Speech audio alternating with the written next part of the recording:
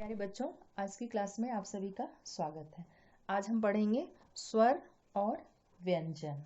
यहाँ पर मैंने वर्णमाला लिखी हुई है। तो स्वर और व्यंजन तो आप लोग जानते ही हैं, लेकिन उनके अलावा भी इनमें कुछ मिला हुआ है इस वर्णमाला में। तो आज हम उनके बारे में भी जानेंगे।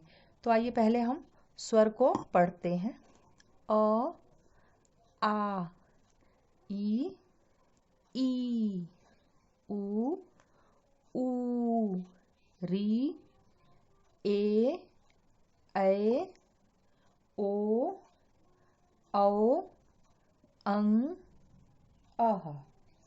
तो बच्चों, स्वर का जब हम उच्चारण करते हैं या स्वर को बोलते हैं तो आपने देखा होगा या महसूस किया होगा कि हमें किसी और वर्ण की सहायता नहीं लेनी पड़ती है। तो इस प्रकार हम कह सकते हैं कि स्वर के उच्चारण में हमें किसी अन्य वर्ण की सहायता नहीं लेनी पड़ती है। तो आइए देखते हैं कि स्वर कितने होते हैं। इसमें कुल देखिए आप 1 2 3 4 5 6 7 8 9 10 11 12 और 13 वर्ण लिखे हुए हैं, जो कि स्वर के साथ लिखे हुए हैं। इनमें से स्वर जो है वो अ से लेके औ तक होते हैं। ये जो दो हैं, अंग और अह,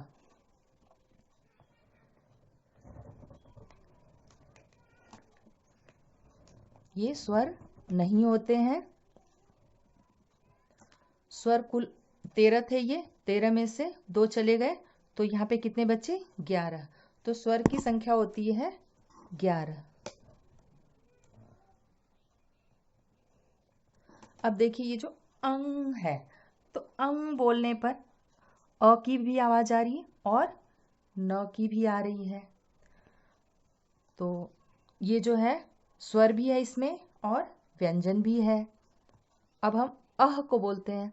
अह, तो देखिए अ स्वर है और ह की भी आवाज आ रही है इसमें।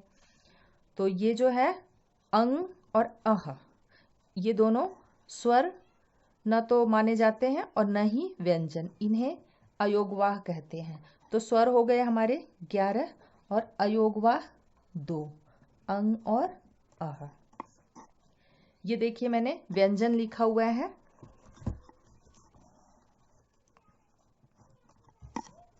तो अब इसे देखते हैं हम। व्यंजन जो होते हैं वो 33 होते हैं। तो कौन कौन से होते हैं वो हम देखते हैं।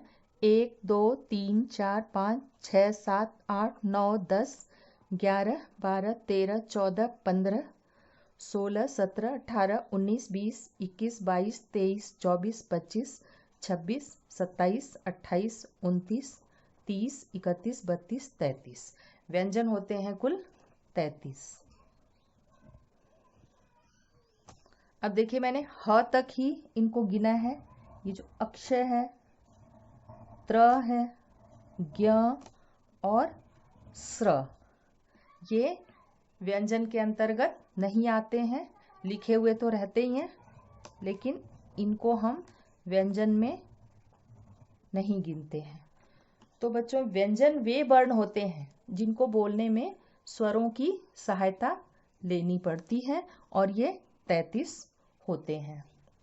अब देखिए ये जो 4 हैं, अक्षत्र, ज्ञ और स्र, ये इन्हें हम संयुक्त व्यंजन कहते हैं और इनकी संख्या होती है 4। अब देखिए 2 वर्ण यहाँ भी लिखे हुए हैं, ड़ और ढ़।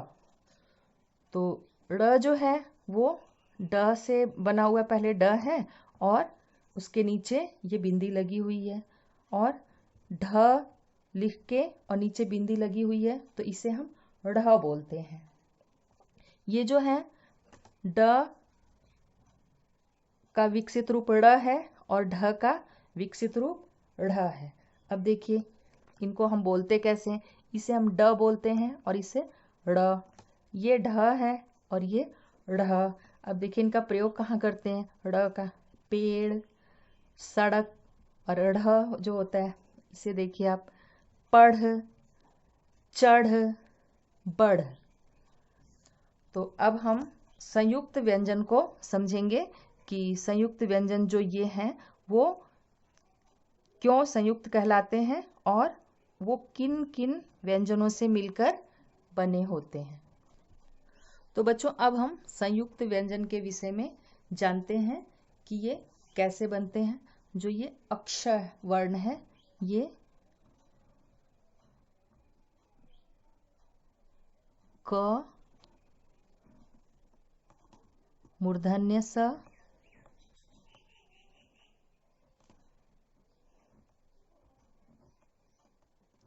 ये इसमें 2 व्यंजन है और अ एक स्वर है, इसके मेल से अक्ष बनता है।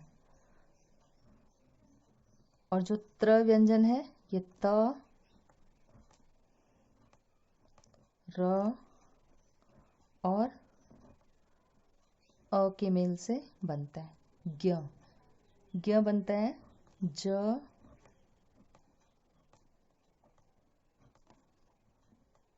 और य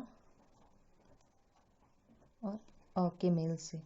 तो बच्चों जैसे हम ज्ञ का प्रयोग करते हैं ज्ञान या विज्ञान, तो कई बार लोगों को आपने सुना होगा कि वो ऐसे भी बोलते हैं विज्ञान या ज्ञान, तो वो ज और य को मिलके ज्ञ बनता है, इसलिए ऐसा बोलते हैं। ये जो श्र होता है ये तालव्य श, र और अ को मिलकर बनता है। तो बच्चों आपको ये वर्णमाला में स्वर, व्यंजन, अयोगवाह और संयुक्त व्यंजन समझ में आ गया। देखिए स्वर कुल 11 होते हैं, व्यंजन 33 होते हैं, इनमें अयोगवाह स्वर में 2 अयोगवाह होते हैं और व्यंजन के साथ ये जो 2 होते हैं, 2 नहीं 4 संयुक्त व्यंजन 4 होते हैं। तो बच्चों इसे आप लोग घर पर रिवीजन करिएगा और अपनी कॉपी में लिख लीजिएगा। मिलते हैं कल की क्लास में।